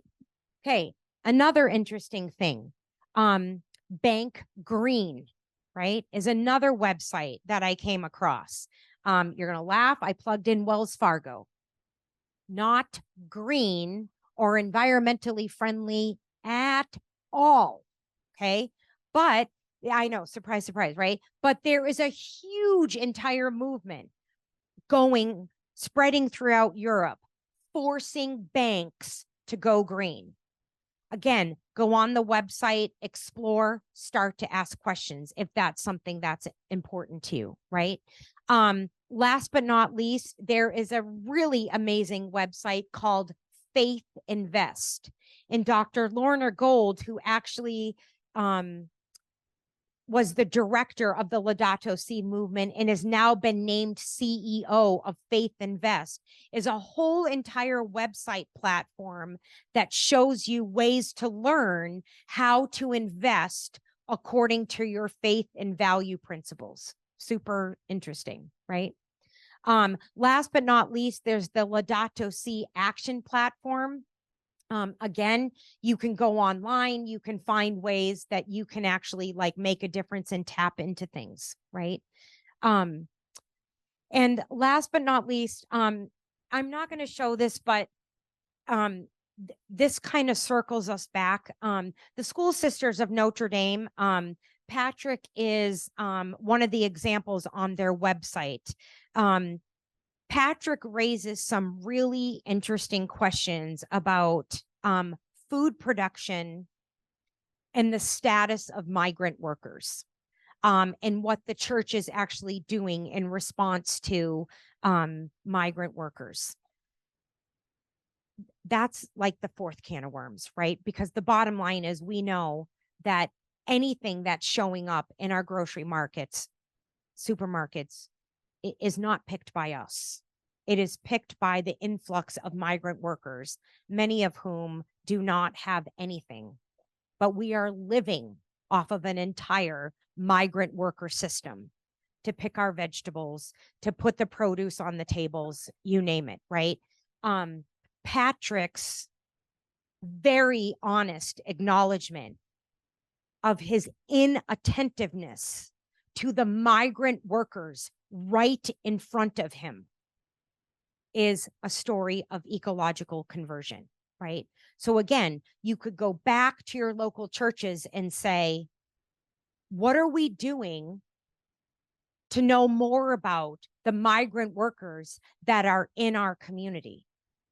What would it mean to open up our church doors to the migrant community and share a meal with them and ask them where they're from? So, I mean, you name it, the sky's the limit, right? Okay. This is where I'm headed. I'm just going to show you the slides, but I'm going to open it up because I know we're running out of time. What is the heart of the matter now that I've forced you to spend 2 hours with me? Or not technically forced, you came willingly, right? What's at the heart of the matter? I'm going to ask you again to think about not just leaving here this time and thinking only in your head. What does the action step look like for you? It could be at your home. It could be at your parish. It could be with your friends, right? In other words, what is it going to take for you to pay attention, right? And remember, I had these same slides up from the last time when we talked about the 60th anniversary of Pacem et Terris and Fratelli Tutti, right? And we were talking about peacemaking, right? What did you hear in this presentation? What's calling you forwards?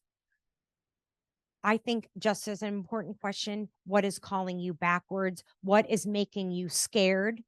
It is just as important to acknowledge the things that are unknown, unfamiliar, scary. I don't want to deal with this. No, she's got it wrong, meaning me, right? Don't make this political. Do not make this about left and right, liberal, conservative, Democrat, Republican. Make this about human beings. Make this about our world. Because remember, the more you fall into the trap of making this political and thinking that I have a political agenda here, the more you're not going to hear me, right?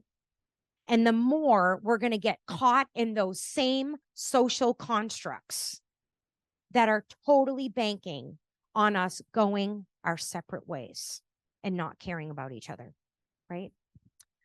What is that next achievable action step? Whoops, I just shut it off. Sorry. Again, what are you seeing in your local circle? Whoops, sorry. Okay. I'm going to pause. You get the mic. I'm going to look at some people online. Anybody want to take this mic after a minute or so or whatever? Go ahead. I have until 11:30, right? Okay, we have 30 minutes to chat. Okay. So, let me go back to this. I want you, you're my people. I want you to write yourself something. I want you to spend 2 minutes just in silence. What did you hear? Or you could possibly, I need you to name the forwards, the backwards, whatever. And then we'll open it up and have a great discussion. Give yourself 2 minutes to just think. Okay. Before we sort of jump in and I hand over this mic to all of you, I just want to continue to acknowledge some really great comments coming from online. First of all, one of our attendees online actually thinks, and I think you're right because I can't get Iowa and Illinois straight in my head. There might actually be a climate strike happening in Iowa City. should go and confirm that. Thank you for pointing that out. There was a really loaded question put out there. Who's paying for the price of our comfort? Really good. Brother David really points out strongly that this is also a conversation of our notion of freedom, right? And that we have basically created an us versus them mentality because of how we think. And I would even say that what's happening in addition is internally we're starting to us versus them each other as well, right? And again, what would it mean to not have the us versus them?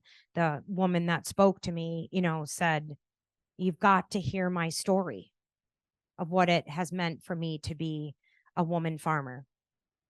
Yeah.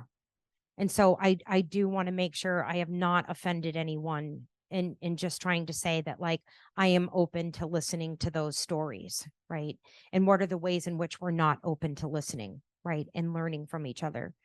And then I believe it's Sister Teresa. I'm going to just get it wrong, so I apologize. What are the ways? She just asks a flurry of questions. How can we streamline the composting? Can we just sit down and start to make these little decisions at the local parish level, the local school level, however you want to call it? How can we get involved to make sure the composting is happening, the community gardens are happening, all of these little things, right, that can begin to slowly make a difference, right? Who do we start advocating, saying, okay, get the chargers so that I can leave Maple Grove and actually come up here? Why doesn't St. Ben's and St. John's have an electrical charging station, right? What would it look like for you to approach your parish and say, listen, here's a way to get people here. Get an electric charging station here, right? I mean, sometimes you got to be sneaky and creative, right? I'm all for that, right? But again, like, what would it mean to open up the church building to the migrant farmers? What would it mean to just provide one meal and get to know their names and faces, right? What would it mean to go and ask the leaders of the church, what are we doing about this building? What do we need to do? What do we need to invest in? How do we need to change our practices, right? Okay, I'm done talking. Thank you again to the people online who have been offering stuff. Who would like this? How would you like to talk to each other? We'll both go through here. I think it was nothing less than the Holy Spirit that told me to put this shirt on today. I had a sweatshirt on. It says Morris. And I'm just so grateful. I'm going to be probably, if there is such a thing, as humbly proud of Morris. Now, I live in Little Falls right now, but I had the opportunity to go to Morris for 5 years. And during that time, the University of Minnesota Morris, I became aware that there was something kind of unique about that campus. By the way, it's only got 1,000 now. They may even close it, and I hope not, because my action step comes. Those two, if you happen to see on that video, those two turbines, free wind, built there, are powering the entire campus of the University of Minnesota at Morris. They are selling it back to the city of Morris. So it is a collaboration of that. Bemidji State's got great stuff going, but so does Morris. Just an idea. This is so overwhelming when we think of the big picture. Take that little step that Kari's been encouraging us. I'm going to get on the University of Minnesota. I've been praying about this. I'm going to get on the UMM Alumni Association, see what we can do as alumni, having come from that. And then back home in Little Falls, we don't really have a lot of stuff going. I'm going to help create it. And I don't know what's going to happen, but it's going to work within a social justice ministry type of end. So enough about me. Who's next? Can I just follow up and just say, like, because I don't really care about football. Sorry. Right? Why? Look at, you just told us Morris might close. What are we going to do? That's crazy. The U of M campus isn't going to close. Big Ten football's not going to end, but Morris is going to possibly close. Come on. What are we doing? Okay, I'm done. I got to get this away from me.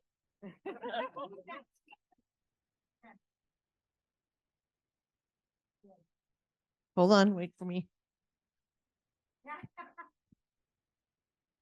Limited life. It's interesting, this whole conversation. Something happened in California in 2014, and they had designed or set aside hundreds of acres of desert land to build the largest solar plant in the nation. And they were ready to go. They had the funding. It was going to supply electricity for pretty much the eastern end of Southern California. And a lot of it's desert, but it's Palm Springs and Santa Barbara or San Bernardino and some other towns that maybe some people are familiar with. They were going to go ahead and they got sued. There is a desert tortoise that lives in that part of the desert. And this solar farm was going to be endangering those tortoises. And the farm never got built. You know, there are issues that really complicate the whole conversation. And there are entities that fight each other. And we wonder why we can't get anywhere. Just a comment. Tell me your name again. Vince. Vince. So that is a perfect teacher moment, right? Because what I love is that is a really great example in terms of we have got to make a decision. I'm not going to comment on what happened because you know what? Hey, first of all, guess what? I don't even know about it, right?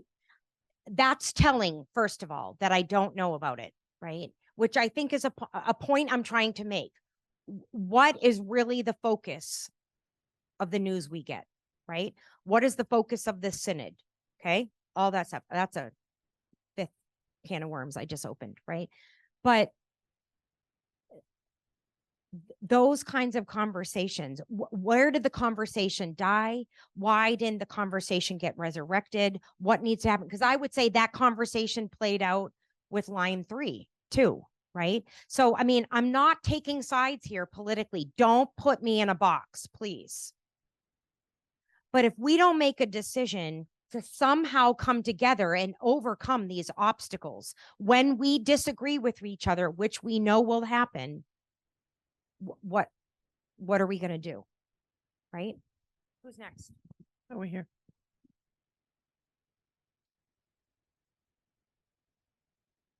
I'm sitting here and have a big question.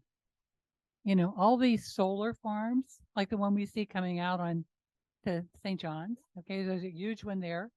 And also these batteries that are needed for electric cars. What materials are these made of? And then what happens to those materials when these things no longer function? How do we recycle them? You know, I'm sitting here saying, I think this is great, but yeah, you know, I kind of want to go down to the other end of it saying, okay, what happens afterwards? Dorothy, God, you do this every time. I love it, but it's perfect. Okay. That is another great example. Okay. This is not going to be value neutral. There are going to be trade-offs, right? And we are going to have to think seriously about the trade-offs because here's the hard part. And I'm not pushing back against you. I agree 100% that like, this is where it gets really murky. If the solutions were perfect and easy, we would have already done it. Right. But you're right. We have some problems when we're thinking about recycling those car batteries. I'm not saying that that is not a problem. It is a problem. Right. And it's interesting. Is it really aesthetically pleasing to look at the solar panels or even the wind turbines? No, not necessarily, right? But I mean, I would also argue, yeah, we don't want to give up anything. So, I mean, again, I'm really actually like throwing you into a complete mud pit together, right? Because none of these solutions are easy, right? Maybe. What? Isn't that tortoise important? I mean, Yeah. maybe the last of the species, Yeah. And here's the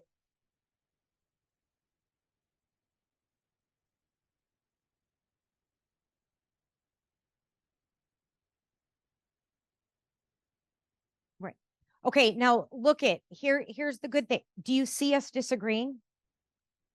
Right? Like we're disagreeing about this, right? But I mean, we're not leaving the mud pit, right? Like we've got to be here together. A lot of multiple solutions, perhaps. Sometimes we're looking one way. I'm going to tell a couple stories. One is sometimes I see on the news the pollution in China. I also hear of India, but I see more in China. Lots of our companies from the United States have gone to China so we can displace all of that pollution and have it in another place and not affecting us, right? Should we not be buying things that come from China? Well, what are you going to buy? I mean, go to the store. How many things come from China, right? So it isn't that we can just push things off on other people, but obviously it's having a huge effect, and I'm concerned about their health. We should be concerned about those people in China. They're our brothers and sisters too, right? Okay. The other story I have is about 50 years ago, I was in college studying in Rapid City, and I met an older man, very smart, interesting man, and so on. And we started talking about some justice kinds of issues. And as we talked, we got into talking about the use of gasoline. Now, this is 50 years ago, and this has affected pollution up until this day. He said he had a friend that was a farmer, and there's lots of farms, of course, in South Dakota, and he needed a grain truck. So he bought this big grain truck. He went to the local GM dealer and he bought this truck and got it home. And as he used it, he was just totally amazed. He was getting incredible gas mileage out of this truck. And a typical truck, and this man and I talked about this, they would get 6 to 8 miles to gallon. That's a loaded, fully loaded truck. That's just a natural thing, right? The guy was getting, I think, between 40 and 50 miles a gallon with his truck. I can still even hardly believe that today, right? Well, the guy was so delighted, all the money he was saving because he was doing that. And apparently he let people at the dealership know about the truck and how pleased he was, only to find out they wanted the truck back. And so he wasn't giving it back. I bought it, I paid for it, it's mine. And so anyway, that went on for a long time. They got managers involved, regional managers involved, and so on. And they said, we have to have that truck back. It came off the assembly lines of production model. It should not have been sold, right? That's ours. It's like, no, I paid for it. It's mine. I mean, so this big thing went on. Well, anyway, one day he had to take the truck in to get it serviced because something was broken or wasn't working right. Well, guess what happened? They took the carburetor off and put a new carburetor on. That could get him now the 6 to 8 miles per gallon gasoline. That has irritated me since then. Okay, many times I thought about that story because it's a real story. It was a real thing that was happening. If GM 50 years ago could produce a truck that could run on 40 to 50 miles a gallon, think about a car that's not fully loaded, carrying the thousands of pounds that truck was carrying. We probably could have had cars that were getting 60, 70 miles to the gallon for sure, if they could build it. Why? They had the know-how 50 years ago to do that. Why? It's about money. I just afraid it's all about money. I was told the car companies are connected to the oil companies. It's like, we're all in this together. We can make money and, we'll keep it going. but we had that no, so, this morning I was thinking, should I write them a letter and say, can't you do something better? Now they're talking about putting in batteries. Okay, it's one way of doing it, but if we could have that same kind of what they developed way back then, we could stop so much pollution in this world, in America, all over, if we could have something like that. So I'm just saying, a different way of looking at it. There are multiple facet kind of thing, but. Right here.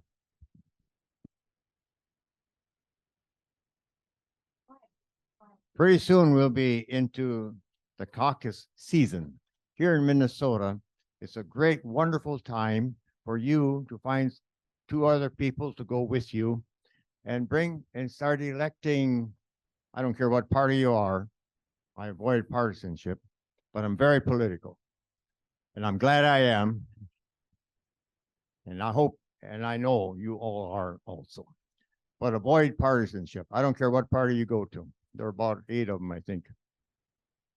But here's the time to elect people that are concerned about what's happening in our world today. And it's now the time to start looking for those people and start bringing up these questions. What is your concern? If it's just about culverts or something more, buildings, whatever, taxes, whatever it is, it's not about taxes. It's not about money. It's about the resources. And so start thinking now. Yes, the caucus takes 2 hours and 1 hour is very boring and mixed up. But we can all afford 2 hours. It's got to be that way. But anyway, please start thinking now about it. And if you don't have enough petitions or suggestions, I'll write them out for you. Writing, Tony. My mother was a very positive type of person. She liked things to be happy, and I've inherited that from her. And since our sons followed us to Minnesota, they have been harping at us about the state of condition of our world. I don't want to hear it.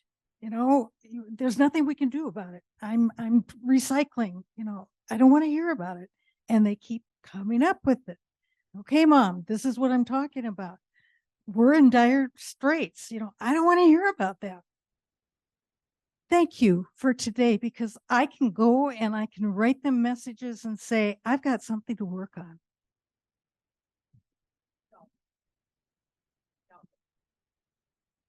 Hey, that's bravery right there. Because she's not alone, right? She is not alone. Amen. Amen. Two things I want to add to the resources that you offered today by bringing your attention to this short documentary called The Letter that follows from this material. And maybe some of you have seen it, so I'm not going to really go into it so much, except to emphasize this is the Pope meeting with leaders from around the world. And the leaders are the type of people that you were saying need to be at the table, people who know what's going on. These are people at the base. These aren't the government leaders whose names we all know. This is the Amazon chief whose name we've never heard, and etc. But you can't walk away from that film without knowing, or at least from a distance perhaps, but without being aware of the burden that these people are carrying for the rest of the world. It's an astounding scene in the closing of the film where the man from Africa is trying to prepare to go back, and he can hardly keep his body erect because the burden is so great. He can't even stand up.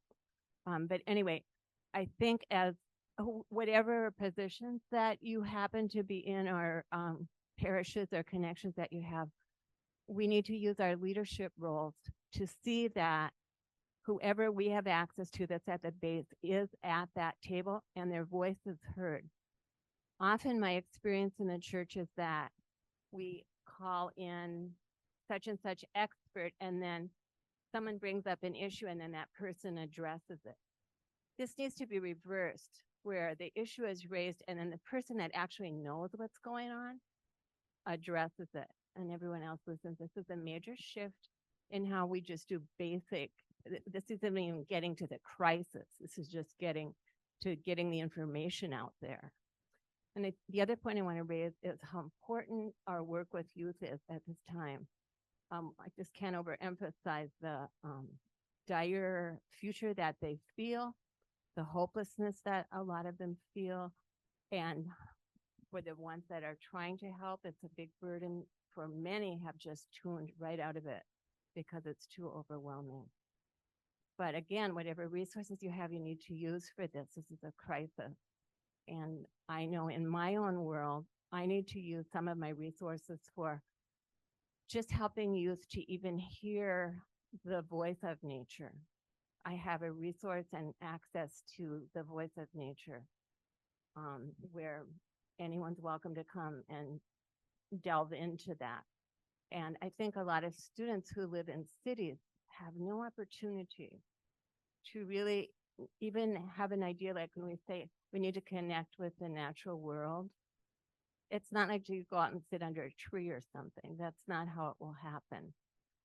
So again, we need to hear from people who know how to connect with nature to kind of give an apprenticeship to those who need that information in order to do this work, to even begin this work. Can I just say, I'm standing here going, I cannot believe I forgot about the letter. Yes. Advocate for your parish to do a screening of the letter. Francis's movie, fantastic, wonderful, right? Advocate for your parish to. Oh, it's a film about the environment. It's called The Letter. It's literally called The Letter. Francis writes to the world again, and it's literally called The Letter. If you Google it and put in The Letter, Pope Francis, you'll find it, and you'll get access to a screening. You can sign up to get access to it. Well, I don't have a microphone. No. I just wanted to comment about many of the things I heard and the fear that is behind so much of what we do. For example, the NIMBY attitude, not in my backyard. We heard this. If I perceive the tortoise as being my backyard, I do not want solar fields there. If a halfway house was going to be put next to my house, oh, wait, this is a danger to my children. If you think about all of these things, there's fear behind it. Just the fear in New York State, for example, the governor wanted to make it so that there was affordable housing. So wanted to make it so that there were no single family zoned places. You could at least have two families there. It was defeated because, oh, what will this do to house prices in my area?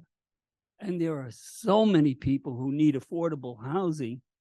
This whole crisis goes into this attitude of fear. What am I afraid of? I'm afraid of losing my income. I was paid a college teacher's salary, as you are. I think I have nieces who are working for less than $15 an hour. Oh, talk to the people at Home Depot. Talk to the people at Walmart. Why are they working all these hours and getting paid so much less than I? Not to mention CEOs. So this whole idea of fearing for our own livelihood, whether you're a farmer or anything else, one has to overcome at least a certain amount of fear. Okay, I am aware of Grace giving me the eye. She gives me the eye when like I'm over time, right? It wasn't the evil eye, it's the kind eye. It's the kind eye. You just always fill my cup. So you know, when I get worried about whether or not anything's gonna matter, or, you know, is the presentation good enough. You come and you always fill my cup on these Fridays. So thank you. You'll get that PowerPoint. It's all right in front of you. You can do it. You have something to talk about with your sons, right? We all have something to do. Don't let the fear overcome, especially as we march into 2024 together. We're going to march into 2024 together. So thank you for your time. Grace, here's the mic.